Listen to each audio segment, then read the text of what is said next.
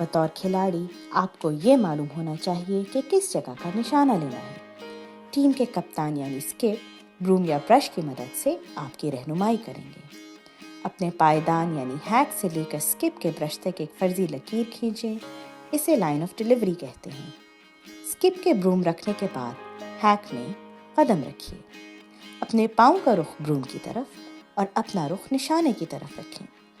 Skip के brush और hack के दरमियान पत्थर यानी कि स्टोन को रखें। अपना रुख निशाने की तरफ करते हुए हैक में एहतियात से झुककर बैठें।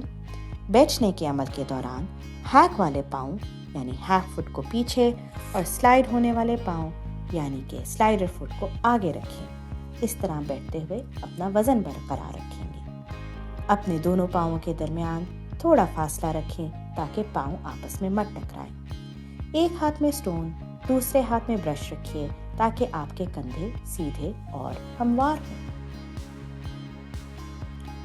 पुल बैक करने के लिए सर को हिलाए बगैर अपने निशाने पर नजर रखते हुए पुश्त को ऊपर कीजिए। स्टोन को हैक की जानिब लाइन ऑफ डिलीवरी की तरफ खींचें। स्लाइड होने वाले पाँव को भी पीछे डाल लेकर आएं ताकि आप इस पर अपना वजन डाल सकें। अब चंद सेकंड के लिए इंतजार करें। स्लाइड करते हुए वक्त और टाइमिंग का ख्याल रखना ज़रूरी है। सबसे पहले स्टोन को निशाने की तरफ धकेलिए यानी कि पुश कीजिए। जब स्टोन आगे आ जाए तो फिर स्लाइडर फुट को लाइन ऑफ डिलीवरी पर ले आए। इसके बाद हैक फुट को लाइन ऑफ डिलीवरी पर ले आए। स्लाइडर फुट को मोड़कर लाइन ऑफ डिलीवरी पे लाना नए खिलाड़ियों के लिए मुश्किल साबित हो सकता है। इसे आसान बनाने के लिए बेहतर यह है कि स्लाइडर फुट को निशाने की तरफ रखा जाए और स्टोन या किसी दूसरी तरफ मत देखा जाए। याद रखिए, सबसे पहले स्टोन की बारी, फिर पाँव या ब्रूम की बारी। स्लाइड करते हुए स्टोन को आगे रखना और उस पर जोर ना डालना ज़रूरी है।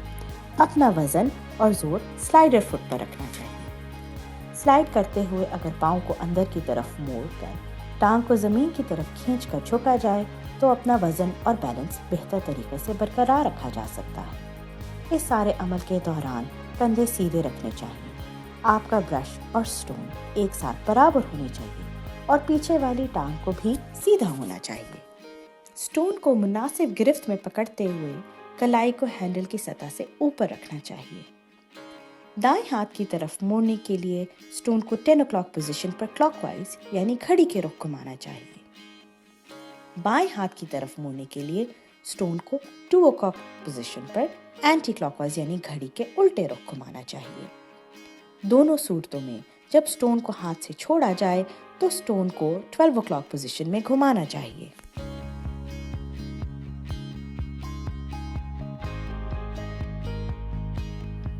स्वीपिंग करते स्पीड यानी रफ्तार और प्रेशर यानी जोर का ख्याल रखना ज़रूरी है। अपना रुख निशाने की तरफ कीजिए और नज़र बार बार ऊपर उठाकर निशाने की तरफ देखिए।